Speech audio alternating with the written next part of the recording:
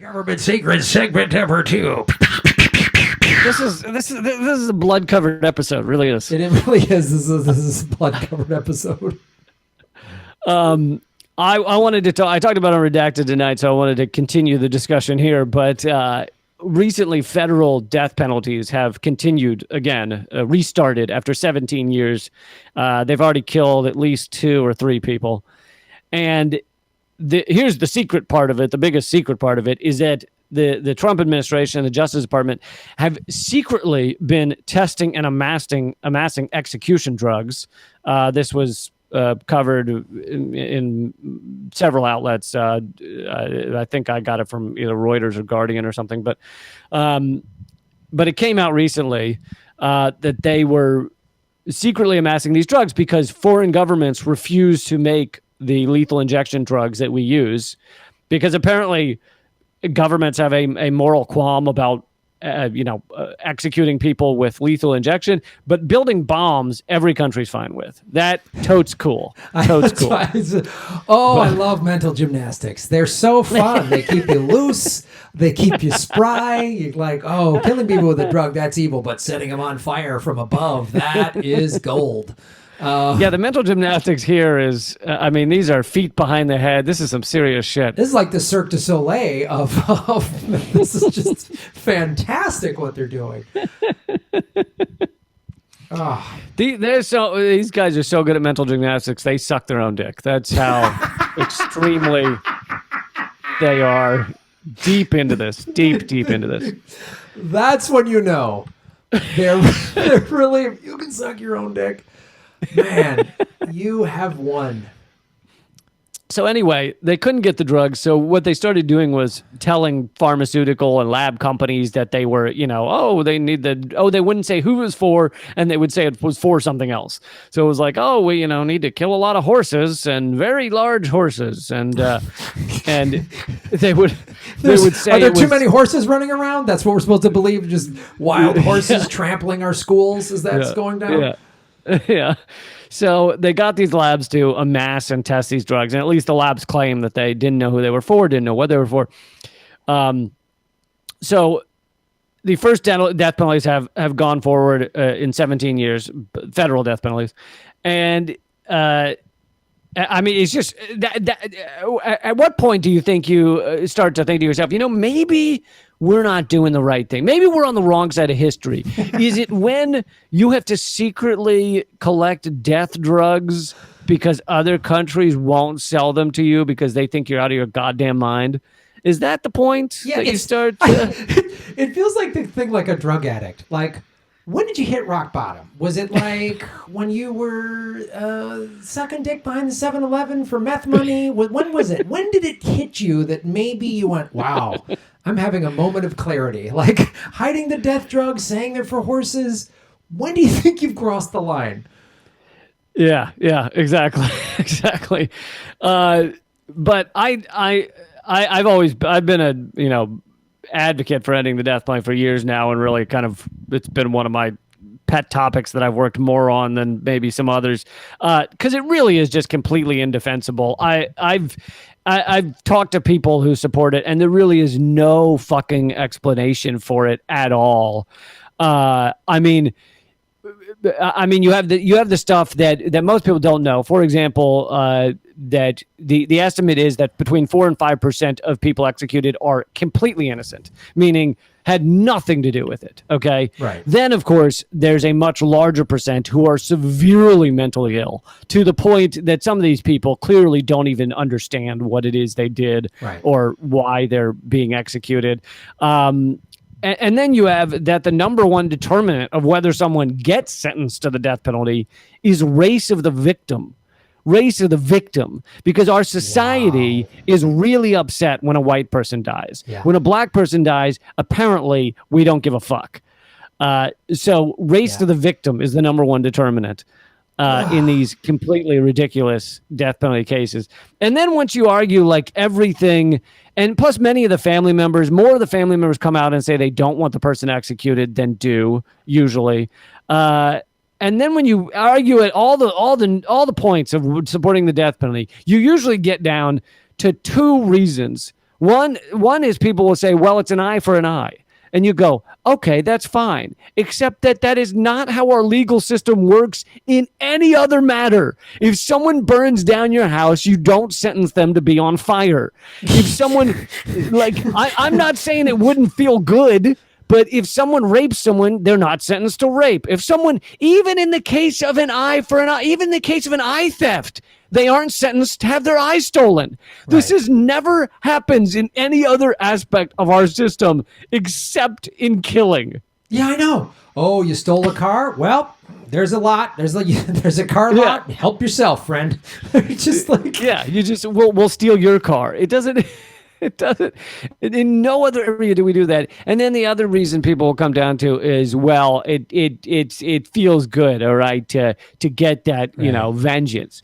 Well, sure, maybe for some people it feels good, but if we if legally we wrote things into law because they felt good, oh dear Lord, then every law would be like, oh, this person hacked your emails. Well, they're sentenced to 1,000 paper cuts and you get to piss in their mouth. Like that would be every law. It'd just be, oh, it feels good. It feels good to, oh, that oil CEO gets dipped in a vat of oil and oatmeal and pecked to death by the birds that he threatened. It feels good. It's not how our system works. The guy broke in and stole your money? Wow, you get to shit on his face. There you go. Congratulations. Eye for an eye, brother. That's how it feels good. Yeah. So in no other area do we do legal shit like that. And then, there's the brutality of our past death penalties, which I love this fun fact. The electric chair would likely never have existed, except that Thomas Edison was in a competitive race with Tesla and a businessman named George Westinghouse. And some people know this story. Edison was for direct current. Tesla and Westinghouse were for alternating current. Tesla, when he was working under Edison, had tried to convince Edison to do alternating current. And Edison said, you whippersnapper, you don't know what the fuck you're talking about. But Edison was losing the fight for which current was going to, cover America and become the electricity delivery system of the future. And so his plan was to create an electric current that would kill someone and tell everyone that was alternating current so that they all got scared of alternating current. So Edison proceeded to fund a man named Southwick, invented the electric chair. Edison helped fund it. And they first did tests on animals. So there were a bunch of displays with reporters there of Edison electrocuting to death dogs, horses, and in one case, a circus elephant named Topsy. Well, Topsy had a rap sheet. I mean, let's be real clear here. Topsy. Listen, I think he was framed. I'm sorry, I disagree. I think he was framed. I think he was framed by a VW bus. Wow. There's a lot of racketeering going on in the circus world. So I don't know. Topsy was doing something. It was a VW bus in an elephant outfit that pulled off the crime. Wow. I can promise you, I knew Topsy. He would never do anything like that. I don't know. I think Topsy had a secret dark side, buddy. I think there was a hidden darkness to Topsy that we were just finding out about.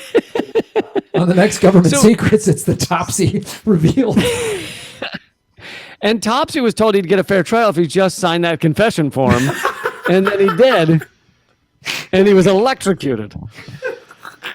But so there's like early video of this poor circus elephant in Coney Island.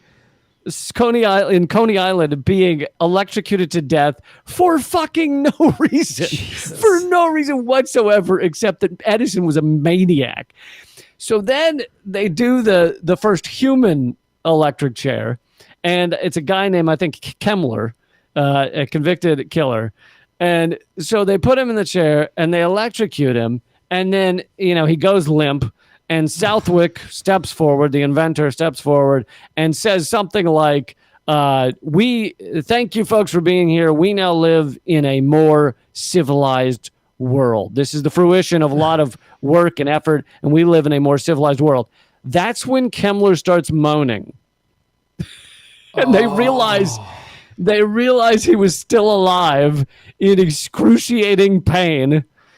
And so the Southwick steps out of the way, and they go back to electrocuting him for like minutes until his head starts smoking. Oh my God.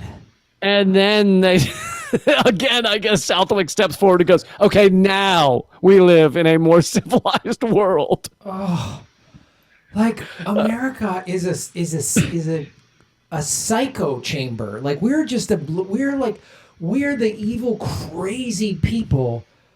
We're the villain in every movie but we think we're the good guys. It's insane. We're just like, we say these things and don't even think, they don't sound crazy to us. Like, oh, we humanely murder people. I mean, that was a humane way to deal with justice. No, but you're not addressing any of it. It's like school shootings are up. Better armed teachers. Listen to that sentence where there's a thing you're missing.